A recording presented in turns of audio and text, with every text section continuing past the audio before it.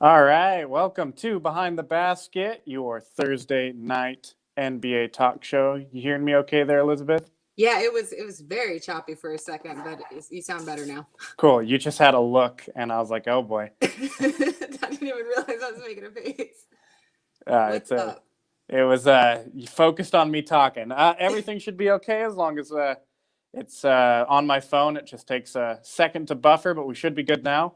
Not as much news as we had last week, but we do have some good stuff to talk about still. Yes. Starting with perhaps the biggest trade of the offseason or the biggest move yet to be made. Before it was Chris Paul to the Phoenix Suns. That was probably the biggest Mhm. thing that happened. And now, as of yesterday, Russell Westbrook has been traded to the Washington Wizards. They are getting in return John Wall and a first round pick. So let's dive in to this blockbuster trade, Elizabeth. How do you feel as our resident Houston superfan? Right off the bat, I'm good with it. I feel like we tried the experiment having the two MVPs and everything, and it just didn't work as well as we would have hoped. And I think that this season, what I'm seeing with the Rockets and all the moves that they're making, which I mean, really have been relatively small moves for the most part, um, is that they're going for more balance this year than having the duo. So I mean, I think that Westbrook he'll do good in Washington, but I'm I'm cool with it. I'm good with it. I think that it's gonna work out nice for the Rockets. What do you think about it? So, looking at both sides, it's kind of interesting. First of all, I think it's a win for the Wizards because despite all the crap that Russell Westbrook gets, he's still an all star caliber player. And John Wall hasn't played for a long time. If I pull him up, he 2 years. hasn't played since the 2018 2019 season. He only played 32 games, so he didn't even make it half a season. The year before that, he only played 41 games. So, he's had some injury problems and we haven't seen him for a while.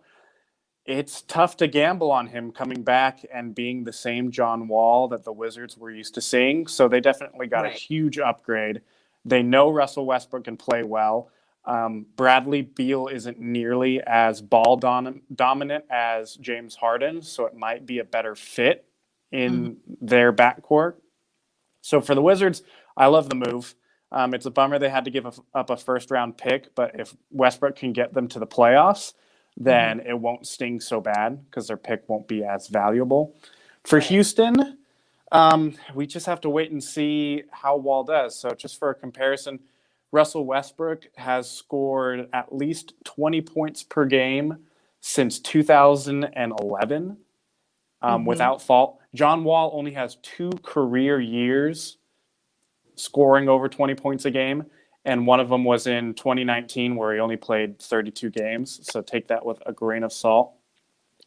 The other thing that's good news for Houston, I guess, John Wall averages a better percentage from three than Russell Westbrook. It's not great by any means, but even the fact that that's an improvement means he should be able to play off ball with Harden better. Right. His overall field goal percentage is worse, but I think it's because he doesn't rely on the paint as much as Russell Westbrook does. Westbrook takes a Mhm. lot of layups and dunks that ups his overall shooting percentage. So I think it is greatly going to depend on how John Wall comes back from injury. He's also a great passer. His assist numbers are higher than Westbrook's career numbers, even though Westbrook has, averaged a triple double 3 seasons in a row. He's got Mhm. 4 seasons of 10 or more assists. John Wall has been a much more consistent playmaker from the get go. He averaged 8 assists per game as a rookie.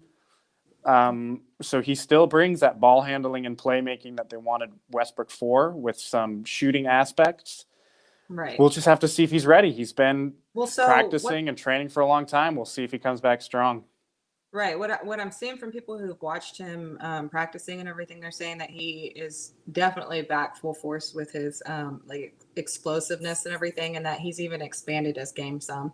I don't really know in what areas, but I do think that it's like just going back to the balance thing. He doesn't need to be an MVP caliber player. You know, I think his role with the Rockets, I think that now that they have other players who can shoot threes and like and defend like Christian Wood and DeMarcus Cousins and everything, I think it's going to be just more about balance. Even if he does score 15 points a night, if he's effective in other areas, then I think it's going to be good. And Harden, supposedly he signed off on this. He preferred John Wall over Westbrook. So I think that's a good sign, but he's not been available yet for individual workouts. Harden hasn't. He they start practice on Sunday, and he hasn't came yet. So we'll see. I don't know. Coach Silas says that he's really gotten along well with Eric Gordon. He's talked to him every single day since he started. And PJ Tucker, he says that he's got a real good chemistry with him. But I just really don't know where Harden is with everything, you know? So that's that's the only thing that I would really say I'm worried about with the Rockets. But 2 weeks ago, I had no idea what they were going to do. And now I feel a lot more confident in the moves that they made and everything. We'll see. And as far as Harden goes, I know there's a lot of question marks in the Rockets front office right now, their team construction. Oh, don't you but start, Jake. I'm not going to doubt Harden on the court for a long time because he's still in his prime. He hasn't taken an injury. He's not going to hit a huge decline. And he is a leader. All right, Jake, let her got? have it. What do you got? All right.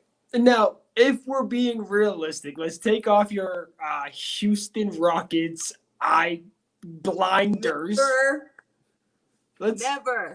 Let's take them off for a second. Okay.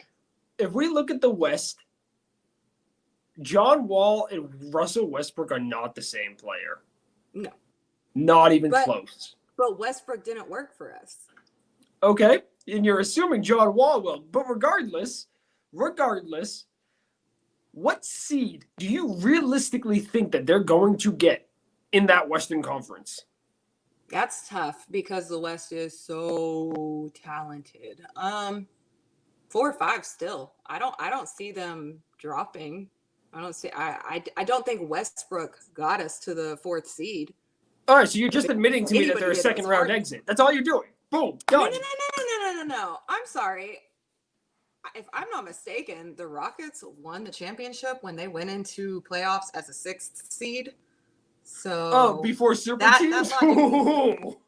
I'm just saying that means nothing. The Raptors won a couple years ago. What were they, like a 2nd seed? The Heat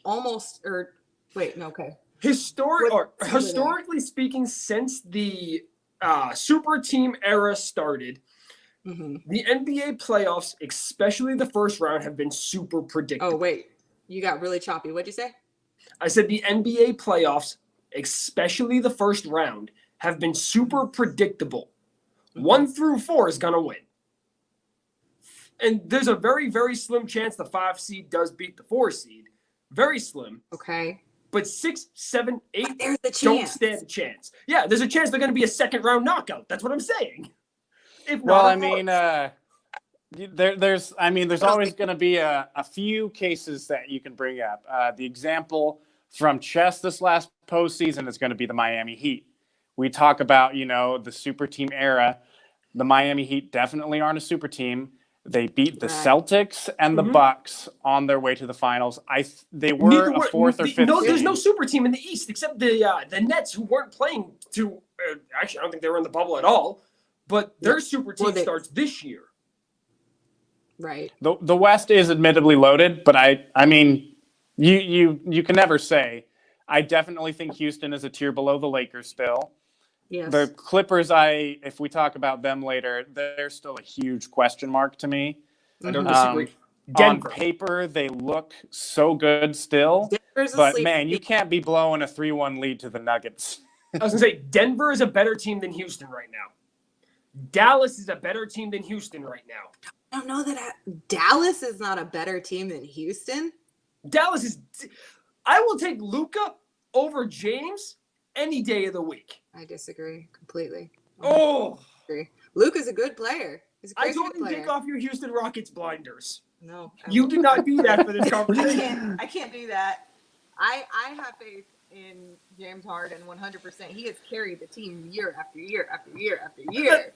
That's because there's nobody else on that team that can even remotely help them win.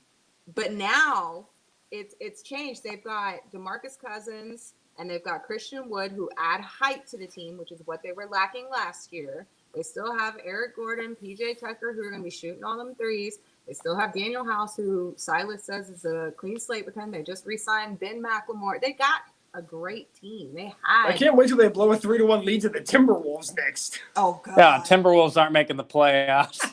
No. they're way out. Here's Come what on. I feel about the Rockets. I think the Rockets hit their high with Chris Paul. If they weren't able to, and I mean they were, the classic phrase is they were a hamstring away from the finals. If Such they a weren't able to devastating- get it done with Chris Paul, I don't think they're going to be able to do it with John Wall. DeMarcus Cousins was a absolutely fantastic player in his prime, but we haven't seen him play for just about as long as Wall. They're both huge question marks still. Who knows if they're going to be the same players that they were. And then across the board, they've made some decent moves. I have really high hopes for Christian Wood. Mhm. 4th, 5th seed, I think, is right on the money for them. I don't see that changing, but they do have. I think that it's going to be different than this year, because it's not going to be a full offensive team. It's not just offense. They have defensive players now, which is something that Houston's lacked for a couple years. They never had any extremely good defensive players. But you're right, Cousins. I was reading up on all of his injuries. The first one was in 2018. Oh, what you got, Jake? So did Boston magically become a championship contender because they picked up somebody that can play defense? No, Boston's still going to be a 3 or 4 seed too. I I don't don't have know. an argument for that right now. Okay, but I still have faith that they can win because they've got Harden now. Well, first off, they're definitely not getting through the Lakers. I don't think anybody in the West is getting through the Lakers. I still have faith. I have no argument for that. The East is getting but I through the have Lakers. faith. That's all. The that Lakers are matters. repeating. They're definitely the God. favorite still. I would love to see someone take down the Lakers. Like I mentioned last week, there's some unknown on-court chemistry things with their new lineup. Mhm. But as currently constituted, they're definitely the favorites. We have yet to see the revamped Milwaukee Bucks with Drew Holiday. And if Right. Giannis keeps improving at the rate that he has, they might be, regular season champions and favorites to win the title again. I'm just looking at the Mavericks. It's interesting that Jake brought them up as possibly being a better team than Houston. There is a lot of hype still around Luka Doncic, and he had a fantastic season. He's very similar to Harden in the way that he's able to score. He was second behind him in step-back threes. He's a triple-double machine, led the league in triple-doubles this last season. It'll depend a lot on if he does better, because as far as I know, they haven't really made a lot of big moves in the offseason. They're kind of banking on Luka and Porzingis being a good duo.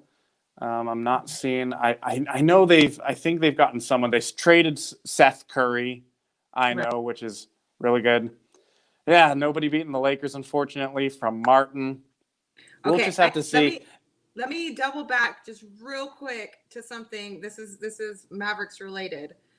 The new coach for the Rockets, Stephen Silas, or Stephen, we never figured out his name.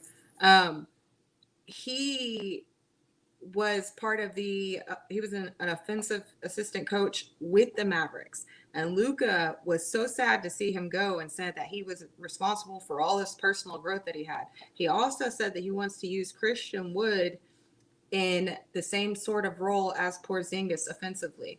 So what we see with the Mavericks for the past season or so, we're going to be seeing that type of offense with the Rockets now.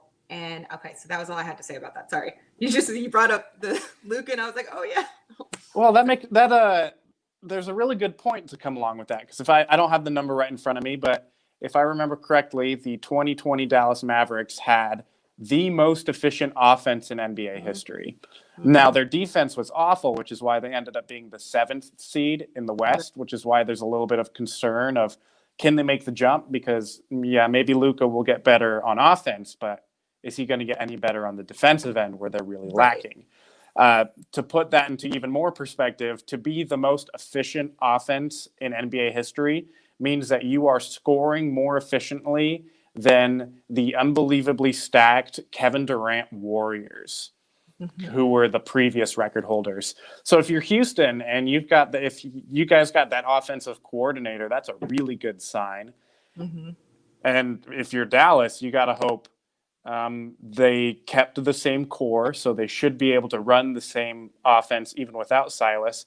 You got to bring in somebody now who's going to tighten up that defense, because it doesn't matter how many points you scored if you can't defend a basket and you're getting more points scored on you.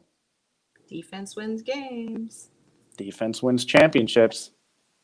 Okay, so I will stop talking about the Rockets now. Unless you're For the now, Carolina Panthers. Jake's going to hop in and make you talk about the Rockets again. No.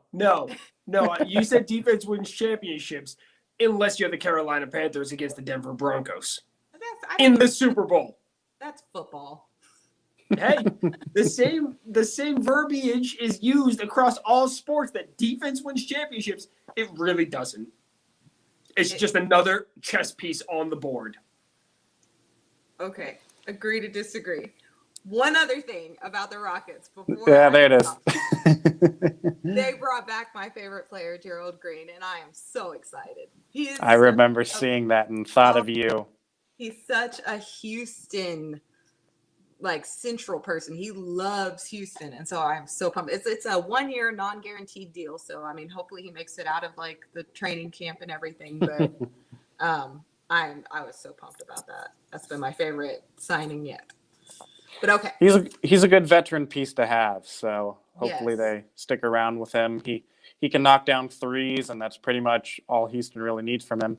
100% defense wins championships. Sorry, Jake, you're wrong. Love to see that debate later on between Shane and Jake about defenses. Oh, I think I found our first conversation piece whenever we start our new show. I'd be in on that. There's a lot of, I don't know, there's always a balance you have to strike, because clearly offense wins championships, but you have to have some defense. If you look at, I only really know the NBA. If you look at the past championship teams, while certainly they were good offensive teams, they usually ranked in at least the top half of defense. They weren't just letting people blow by them. The Lakers spent a lot of the season ranked as one of the top 2 or 3 defenses in the league, with Dwight Howard and Anthony Davis and LeBron actually carrying 75% of the time. Look at all these past teams, or even, 15 years ago or so, when you had Detroit, who didn't have a very fantastic offense, but had a good defense. I know, he's just bugging you, and I'm just letting him do it. But okay. Last season, for the majority of the season, the Rockets had the number 1 offense. So that's where I'm saying it. You have to. Oh, look it up. Look it up. Hold on. Hunter just said he's just letting me do it. He has control of what I do backstage. No, I'm not acknowledging it. Okay, I'm not going to stop him. I'm just not reading it. Okay, so you said something about 48 positive COVID tests. What's that about? All right. So part of the NBA schedule has been released. We talked about that a little bit backstage. December 11th is when preseason games are going to begin. The 11th through the 19th, there are only going to be a few. Today is what, the 3rd? So Yes. that's like next weekend is when preseason games are starting. So NBA players, they're coming into training camp. They're flying into their host cities, getting their second home set up and whatever. And now they're getting tested again. And there have been, and this number might have been changed, but 48 positive COVID-19 tests as they're opening up training camps again. Wow. Now, COVID testing was a huge part of the bubble. You had to get tested before every game, before you were allowed to play. They spent a lot of time in the bubble without it. But then afterwards, all these players are going on vacation. They're going to see their families, all that stuff. So a lot of them have been exposed. I think if you're the NBA at this point, though, you can't afford to postpone the season again. There's already been several teams saying that they're not going to have fans to start the season. The Lakers, the Thunder, and I believe the Nuggets have announced that they're not going to have fans. COVID's going to be a thing for a while. And I think the best thing for these players to do is just eventually have everyone get it at some point so that we can move on, because the league is going to take so many hits if they keep having to delay things, cancel games. And I mean, health should definitely be number one priority, but they can't let it have a shackle on them forever. I have exact numbers here. The league announced that 48 out of 546 players tested positive from November 24th to the 30th, which was 8.8%. And to put that into perspective, when they did the first initial round of testing for the bubble, they had 16 out of 320 players, which was around 5.3%. So they're about 3.5. I'm horrible at math. Yeah, 3.5% higher this time round than when they did this for the bubble. Well, I mean, cases are definitely rising everywhere. Actually, just today, they sent out a notification that they're shutting my kids' school back down. We're going back to online just because, and that's what I was going to say is you said it'd be better if they just got it. Well, the people in my town are getting reinfected. They're finding interesting. It's people who have already had it who are catching it again. So that was first reported. You're really choppy. About, I want to say 6 months ago, there was a WWE superstar who got it for the second time. Start over because you were really choppy. So that the getting it again was first actually reported by a WWE superstar who got COVID for the second time. And then it died off and nobody heard about anybody getting it a second time until recently now. So this second wave of being able to get COVID again is just becoming apparent. And all it really shows is that we still don't actually know what COVID is. Right. There's a lot of unknown. So, I mean, outside of seeing another bubble, I think that we're definitely going to see unless there's like a vaccine in the next month or so, I think we're definitely going to see some closed games and I have the college football team that I follow, the Cougars. The last, I want to say 3 games they've had to cancel because of COVID tests in the team. I think they've only played like 4 or 5 games total this season because of COVID on other teams, and now they have it running through Houston. So I have a feeling we're going to see a very choppy season for everyone. Yeah, I mean, if I'm a team owner or a general manager or even a coach, I've read some of the things about the worries of athletes with COVID-19. They're super healthy, so the concern isn't if they're going to survive COVID. They're almost certainly going to. The concern is that the hard physical work that they put into their craft is so much higher than the average person that it could do a lot more damage. So, they've got respiratory things, and you've got these guys sprinting up and down the court for, I think CJ McCollum averages like 3 miles a game, leads the league in distance traveled for the past like 5 seasons. If anyone has a positive COVID test, you can't play them. That should be a league-wide rule. Oh yeah. But shutting down the season, like I really think that's not a bad idea. I do think that limited fans should be a thing for a while. They should not have any courtside seats. If they're going to have fans, keep them far away. Limit or just take away fan interactions. Have them watch the game, but don't do autographs. Don't have people by the tunnels. Escort the players out in a way that they're not going to come in contact with these people, because your first priority's got to keep them safe, but you also you got to keep the sport going somehow. Apparently I'm just hijacking your show tonight. It's cool. But as far as I am aware and as far as I've heard, sports players have 100% heal rate, I guess. Not a single sports player has died from COVID-19. Well, that's good to know. I mean, I don't know. I know that Westbrook, when he came back, he said he was not at 100%. I know a few people that have had it, and obviously they're not NBA players or anything, but I know that it differs with everyone. The recovery for some people is a lot longer, and I've followed all of COVID since like February, back before anybody thought it was anything. I was already scared and packing up my house with food and stuff. And some people, they call themselves like long haulers, and they've had it for months, and they're just not getting better.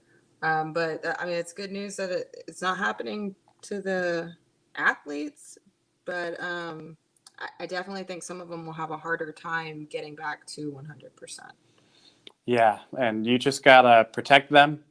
You gotta prioritize their health over everything. It's going to be interesting because of how many players we're probably going to see miss games, because teams are planning to travel again. They all have, their own private jets and stuff, so it's not like they're going to have to trudge through airports and sit next to sneezing kids and those kinds of things. But I just don't let these guys play if they have any kind of positive test. And they're implementing things like they're bringing back the play-in tournament, which will be really good for this season, because if we take, for example, the Brooklyn Nets, they've got Kyrie and KD are their 2 main guys. And the only way that they're going to win games, let's say, we don't really know, we haven't seen them, is if those guys are playing. Let's say they both get COVID and they miss 2 weeks of games and they lose a bunch and they drop down to the 9th seed. This is purely hypothetical. It's good to have that play-in game, because it's not super fair to the Brooklyn Nets organization and to their fans that they missed the playoffs just because COVID took out their stars. Now that team's going to have a chance to make the playoffs with KD and Kyrie back. And we'll see what other kinds of things, Adam Silver has shown he's a capable commissioner. They're just going to have to roll with the punches in a way that is safe and fair for the league, the players, and the fans. Did we talk about how the Raptors will be playing in Florida? I don't remember if we mentioned it. We talked about some of the teams that were hoping that the Raptors would play there. There was ties to somewhere in the East. Go ahead. What'd you say? Oh, I was just there were several cities that wanted them there. And I think as their way of, I know Kansas City was one of them, Patrick Mahomes. I wrote an article about him saying it'd be great to have the Raptors play here. There was another Eastern team that there were rumors that they were going to go there, and they ended up going down to Florida, which will be very interesting. It's a bummer for Toronto fans, but to be honest, if they played in Toronto, I doubt that they would have let fans into the stadium anyway. Golden State plays in San Francisco, correct? Say that again? Golden State plays in San Francisco, correct? Yeah. Okay, so do you guys know what's going on in San Francisco right now? Like the whole place is shut down, right? They went under mandatory lockdown. No pro sports that have contact can play. the 49ers just moved to Phoenix, Arizona. Like their entire operation moved to Phoenix, Arizona to split the Cardinals facility. Not even the facilities. They don't have a field to practice at right now. They're just playing Wow. games at the, I think it's the University of Phoenix Stadium. So if that were to continue, then you have to think Golden State also then needs to find a new home for the season or for however Mhm. long this ban in, I think it's Santa Clara County, goes on for. Yeah. I think that I want to say that the Raptors got moved to Florida. I want to say Tampa Bay or something like that. I don't remember exactly if that's the town, but I'm pretty sure they're in Florida because I remember thinking, oh, Orlando's already in Florida. But Yes, they went to Tampa Bay. Tampa Bay, yeah. Yep. But man, that's crazy. I didn't even think I knew about the stuff going on in California, I guess, but I didn't know about the sports. That's crazy. I don't know what they're gonna do. I guess that's something we need to be on the lookout for. See what the Warriors.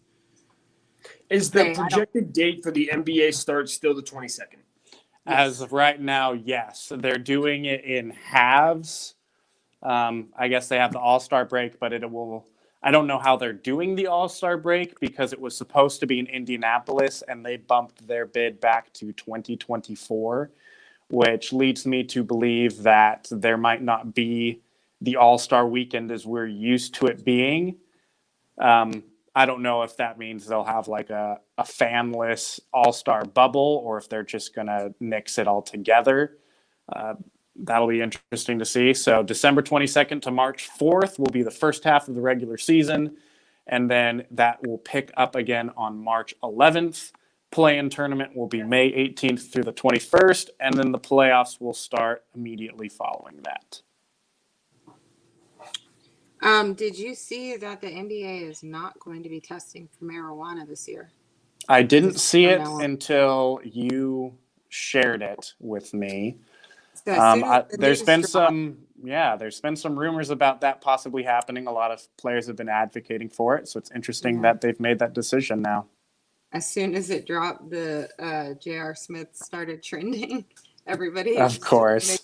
making memes about him and everything. But yeah, so I guess that's I mean that's pretty cool that they're not going to be testing for it anymore. I don't know. That just came out earlier, so I don't really know too many details as to like what made them change their mind. Maybe the stuff that's going on in the House of Representatives right now. Well, I know they're voting on something So like that. this is something that I have a lot of weird insights in this in this night of conversation. This is something that the NBA is actually following suit with on the NFL. The NFL stopped testing for marijuana at the beginning of the last season. So for once, we can say the NFL and Roger Goodell was in front of the NBA and Adam Silver, which is a sentence I never thought I would ever say in my life because Roger Goodell is the worst at everything. However, he was ahead of the curve on this one. And it looks like the NBA followed suit, and it makes sense given what we know about marijuana now. It's not a big deal. Right. So to Affect quote their unquote, yeah, exactly. So to unban it is actually better for the league. Mm-hmm. Yeah, I I was agree. just the last I heard about it. Kevin Durant was a huge advocate for allowing players to smoke marijuana. And I'm sure, they work so closely with physicians and nutritionists and stuff. I don't think we're ever going to see even a guy like JR just stumble onto the court completely baked Right. out of his mind. If anything, a very underrated aspect of professional sports, and especially the NBA, is the travel. It just does such a number on you. Your sleeping schedule is so weird. You play in one city and then you have to fly to the next right after your game. And allowing this substance is going to, let a lot of players loosen up a little bit. They're probably, a lot of them have come out with different anxiety and depression issues. Right. Could help with that. And it'll be interesting. Damian Lillard just had a statement about how a lot of players performed in the bubble. He didn't name people, but as example, T.J. Warren, Jamal Murray, Donovan Mitchell. He even included himself, saying, in the bubble, we were so better rested that's why a lot of players were able to play so much better even after the huge break in the season. It'll be interesting to see what kind of impact this has, but if it does help some players get better rest to loosen up more in between games, and if it's going to impact their performance in a positive way. Well, and I think that there will be a lot less like meaningless, not fines, but where they get suspensions. You know, who was the player last year, maybe the season before, that ate some gummies on the plane? Dion Waiters. Oh, yeah. And he got, I want to say he got suspended for at least one game. He got suspended for quite a bit. Oh, really? I think. But I think it was an internal affair. It was something within the Miami Heat organization. And then he was eventually, I don't believe he was traded to the Lakers, which is where he ended the season. He might have been waived, and then the Lakers picked him up. But it ultimately led, along with some other factors, there was some behavioral stuff and some team etiquette things that ended with his removal from the team. Right. I remember there was a couple things that he got. What is it when they say that it's detrimental to the team? Something like that. But like, just if it was just because of the gummies, now we know that suspensions for that kind of stuff won't happen. And I think that's important. I mean, the whole reason we want to watch them play, So I think that's going to be good for sure. Yeah, the NBA is known for being a player empowerment league. They try to do a lot to help the players feel more comfortable with their occupation and in their personal lives, with their finances, all sorts of different stuff. And I believe that this move is just another thing the NBA is doing to try to please its players, because you can't have a league without high-quality players that are happy with how the organization is being run. Okay, well, speaking of pleasing your players, so did you see anything about the Kawhi and PG preferential treatment? Yeah, there's a whole big thing detailing all of their preferential treatment. So, like, apparently they were able to choose the practice times, and then Kawhi would show up late because he lived kind of, I guess, out of town a little. And apparently the other players weren't happy about how they were treated differently, which, I mean, rightly so. And so yeah, you got to wonder if that's part of the reason that they kind of fell apart towards the end there, or what do you think? It's quite possible. I don't think it's a secret that stars always get preferential treatment. There was videos of LeBron James Masters suite in the bubble and whatever compared to what some of the other players got. And that's just the way it goes. The league and the individual teams want to keep their stars happy because they sell tickets, they win games. It makes sense. I think there is a line that needs to be drawn. Players got to expect that the best player on the team is going to get the best treatment, and they're going to have a little more say in what goes. If you're the best player on the team, you're most likely taking some sort of leadership role. Right. And, we see players like, as much hate as LeBron gets, I don't hear any complaints from other players about him as a teammate, anything like that. Even Russell Westbrook gets a lot of praise as a teammate, even though he's a guy who historically has gotten a lot of hate from fan bases for his attitude and his behavior on the court and stuff like that.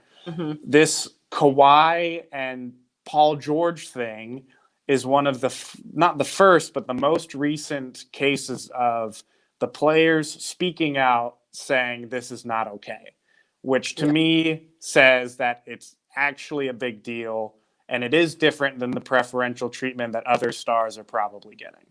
Right, right.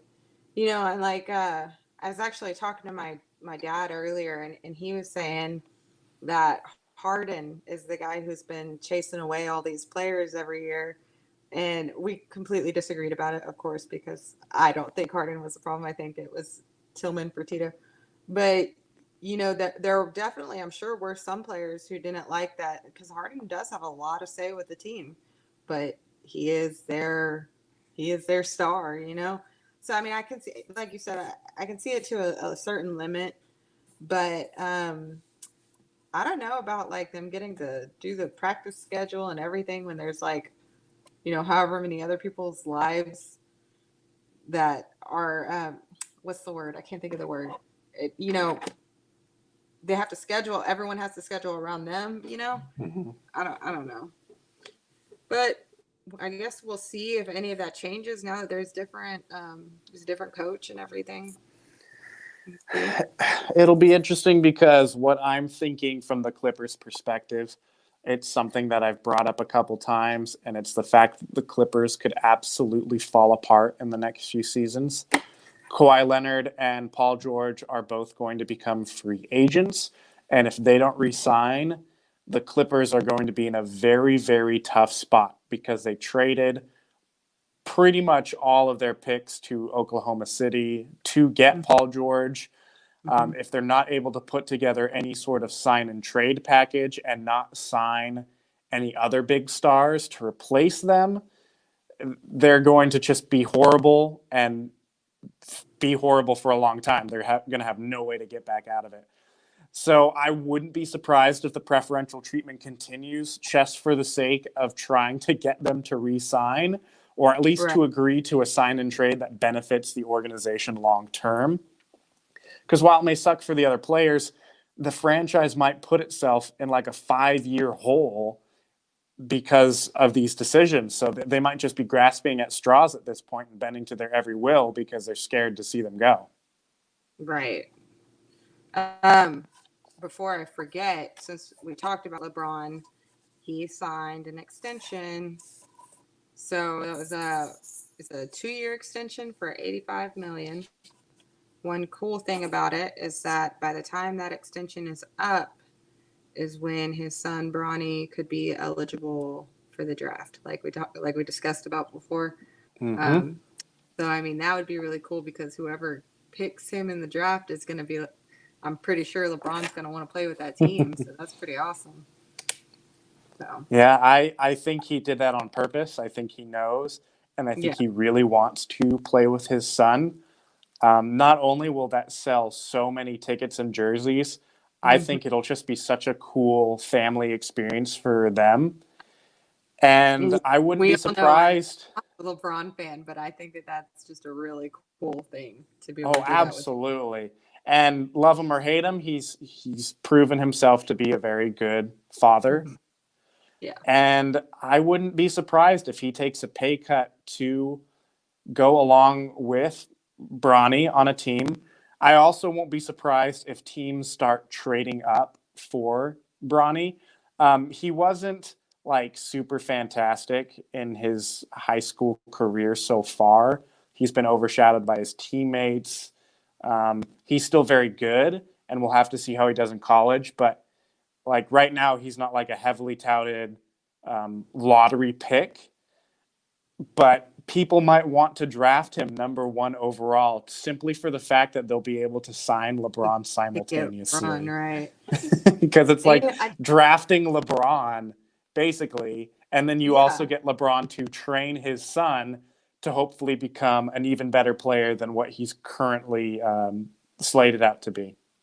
That's what I guess I can't wait to see. Does LeBron stay the star of the team, or does he like just suddenly start getting a ton of assists to Bronny, Yeah. Like I'm interested to see that dynamic between the two. In 2 years, LeBron's still going to be an all-star caliber player, barring any injury.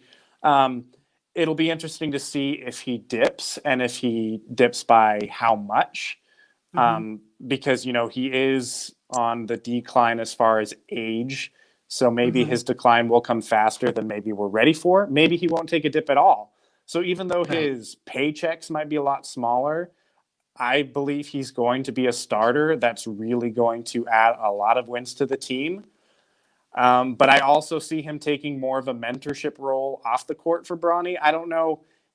Who knows how many minutes they're going to get together.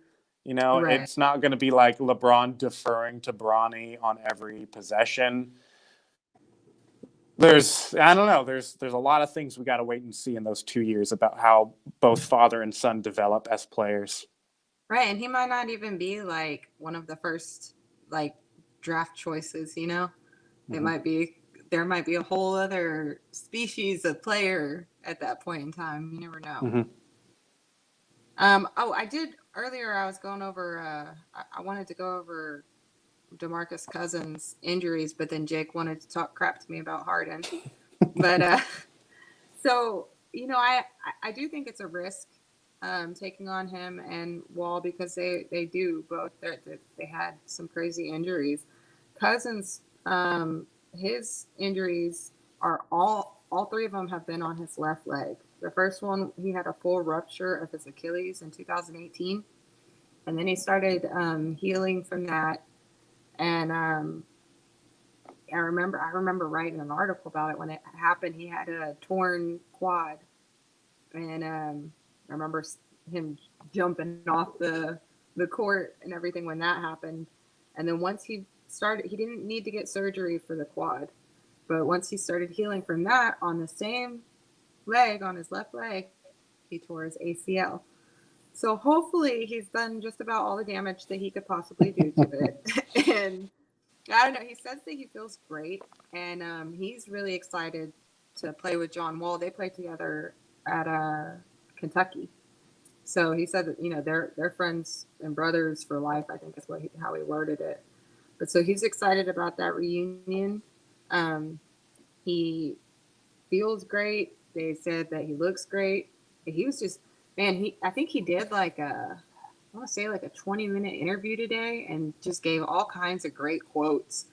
It was really cool to see, because, usually we just get like a little snippet of one player saying like one little quote, but a lot came from his interview. So I think that I'm excited to see him play. He also says that he expects Christian Wood to be all team first defense. So he says he sees Anthony Davis in him. We'll see. Yeah, I hate seeing players get injured. It was a bummer seeing John Wall get hurt, DeMarcus Cousins getting hurt multiple times. You hate to see it. So sure. I have my reservations, but I'll be rooting for nothing but the best for these players coming back from injury. I was very high on Christian Wood when he was in Detroit. I don't think he got enough playing time. His numbers in limited minutes were always awesome. He was efficient. He's active. So if he gets a bigger role in Houston, I think he's really going to eat that up. I think that's going to be really good for him. Speaking of Detroit, real quick, we talked about this 2 weeks ago for a minute about LiAngelo Ball. He was a brother that hadn't been signed, and I think it was with a G League team or something, and didn't get drafted like the other two brothers. He got a deal. He signed a contract, a 1-year non-guaranteed with the Pistons. So now there are 3 brothers in the NBA. I know that their dad is quite outspoken, so I'm surprised I haven't seen a bunch of quotes from him. But that's pretty awesome to have 3 kids in the NBA at one time. That's wild. Yeah, and they're all very good. Lonzo definitely isn't the player that his dad talked him up to be, but he's a solid defender. He's an above-average playmaker. And as janky as his shot looks, he's not a bad shooter if you look at the numbers. Yeah. So he has a chance to really grow alongside Zion. I think they have really good on-court chemistry together. LaMelo, very high lottery pick, and his whole family says that he will be the best player out of all of them, that he actively might be the best player out of all of them. They say that? They do. They've been saying that for a long family time. says that? Yeah. He he played a year overseas in Australia and he averaged like 17 points, 7 rebounds, and 7 assists. I guess that's what it feels like when my dad admits that I'm his favorite. I guess that's similar to what that feels like. That's Well, crazy. it's his brother saying it, they grew up playing Okay. together.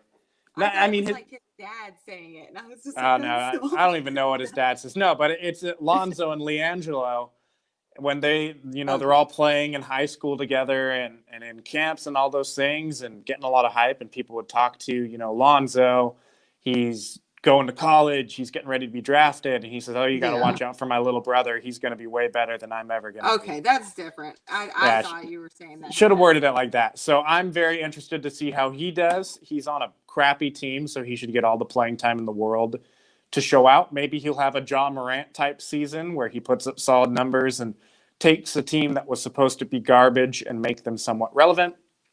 Mm-hmm. LiAngelo is also a very good player. He just made some dumb decisions that made it so that he wasn't able to go to college and not get scouted and drafted in any of that stuff. So I wouldn't be surprised if he does really well, if he's been working hard for it, and maybe he'll be a big surprise. Who did LaMelo get drafted with? To the Hornets. Okay, so it's the Hornets, it's the Pelicans, and now the Pistons. Mm-hmm. That'd be cool if just at some point in their career, they could all be on the same team. That'd be a little bit crazy, though. They could. You never know. That'd be cool. Some brothers have played on the same team before. The Gasol brothers. No, not the Gasol brothers. Excuse me. The Lopez twins were both on the Bucks last year. Both Gasols played for the Memphis Grizzlies, but I'm not sure if they played there at the same time. But the fact that they were both drafted by Memphis is kind of funny. Right. Mark Gasol signed with the Lakers. I know that we were waiting on that news 2 weeks ago. But yeah, so he signed with the Lakers. And then I wrote something about somebody signing a max. Oh, Brandon Ingram. He signed. He got an extension with Pelicans, huh? Yeah, 5-year, $158 million max contract. So that's he deserved that. He had a fantastic season for New Orleans. Mm-hmm. I don't know how much I love the mark. He did. He grew there. He better as a player for sure, because I still remember him starting that fight with Chris Paul. He started it, and then Rondo was the one who ended up punching him. But he made a huge leap there, and I hope he continues it. I don't know how I feel about the Marc Gasol signing.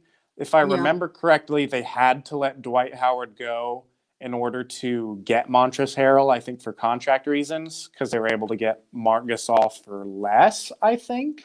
But I think he's whatever the opposite of a downgrade. He's a downgrade from Dwight Howard. He's a lot slower. He doesn't have the athleticism that Dwight has.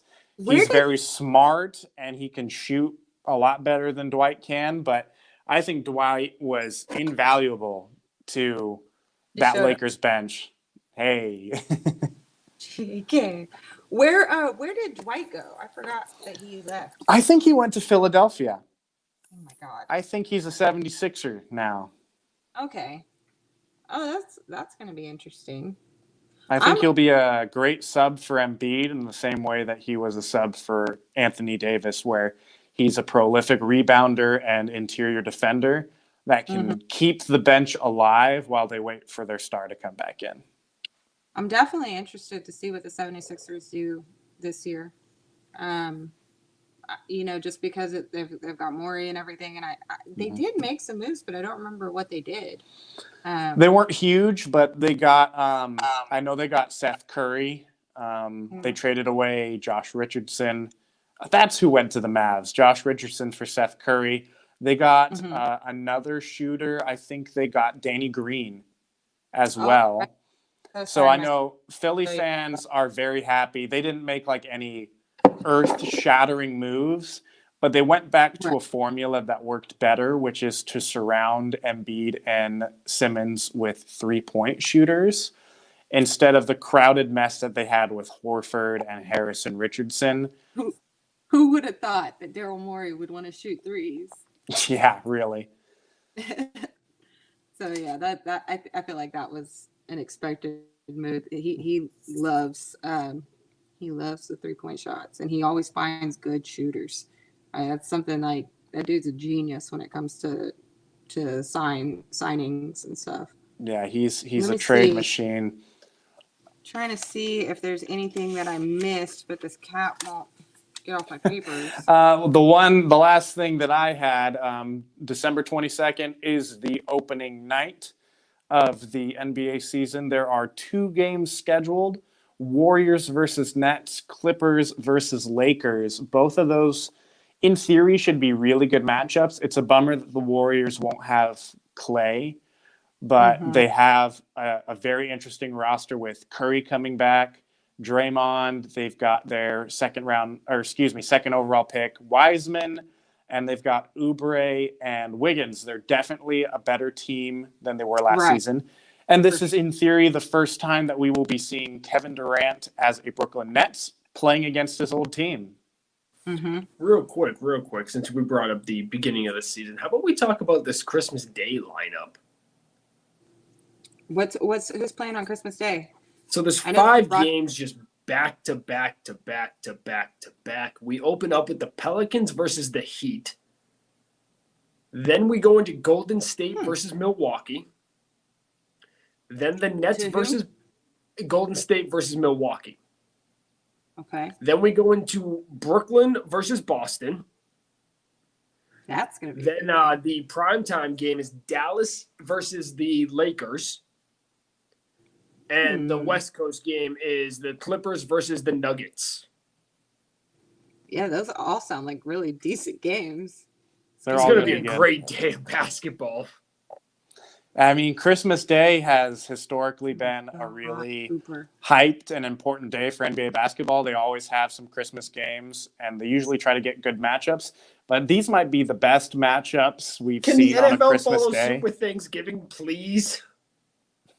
We get the worst NFL games on Thanksgiving. Can we just do what the NBA does on Christmas and give us the best games possible? Please. I know you would think. I think so Detroit plays every year on Thanksgiving. Dallas plays every year on Thanksgiving. Who they're facing they're both shitty teams, so it doesn't matter who they face. It's an awful game no matter what. Usually this year was supposed to be Baltimore and Pittsburgh as the nightcap, but COVID ruined that. Bummer. Why do they get that? Why do they get to play not get to, actually. That doesn't sound very fun. I have to assume with the Ford partnership and the Ford family owning the Detroit Lions and the Ford partnership with the NFL that they get that. And Jerry Jones has done so much for the league where he gets that spot as well. Other than that, I literally have no idea why they picked these 2 teams. That's weird. Yeah, I'm no, sorry, you're fine. The NBA doesn't have dedicated teams, as far as I know. They definitely have some that are more frequent than others. You know, they've had the Lakers and the Miami Heat there a lot. That's because they're good teams, though. Exactly. But I think this year we're benefiting from the fact that this is the beginning of the season in December. You know, the first game is being played, 3 days before? So they're like, hey, beginning of the season, we can start however we want. Let's just make every first or second game of the season a complete banger for all these teams. Every single one of these games should be a good matchup. If they played anything like they did last season or like they're projected to. I say that because of the Nets and the Warriors. That's one thing about this season, though, that is so unpredictable is all the coaching changes. Like some of them we're dealing with mostly the same team, but they've got a coach with a completely different style now. So I think that, last year it was very much we were dealing with duos across the league, all these big 2 double stars. But this year, I think that the big changes is going to be all of the coaching, what do you call it? The coaching carnival thing? Is that what you call it? The coaching carousel? Carousel, yeah, Carnival Carousel, yeah. I mean, they all like was there like 6 or 7 teams that changed coaches. There So was a I lot. mean, I Yeah, think that's gonna be interesting. that's a very good There's point. also 2 games on the 23rd of note. You have Boston and Milwaukee playing, and you have Phoenix and Dallas playing. Who would have I'm thought excited. that we'd be saying in almost 2021 that there would be a good Phoenix Suns game? I know, but I'm excited. It's about been it. a I long love time Chris coming. Paul. I am very excited to see the Chris Paul Devin Booker pairing. But we are over our time limit, ladies and God. gentlemen. Thanks for tuning in to Behind the Basket. We'll make an attempt to be here every Thursday as long as COVID allows or whatever technical difficulties we Thanksgiving. fight through. And Thanksgiving, those things, yeah. I believe Christmas is also on a Thursday, so you probably won't be live then either. No, maybe we'll just live tweet with all Oh these my games God, or something. Cooper. Yeah, we'll figure something out, but I assume all of us will be out with family. So Yeah, that's a safe assumption. Yeah. All right, guys. Thank you for joining us. Hunter, you're amazing. Cooper the cat, you're amazing. Elizabeth, you're still a Houston Rockets fan. Whatever. All right, have a good night, guys.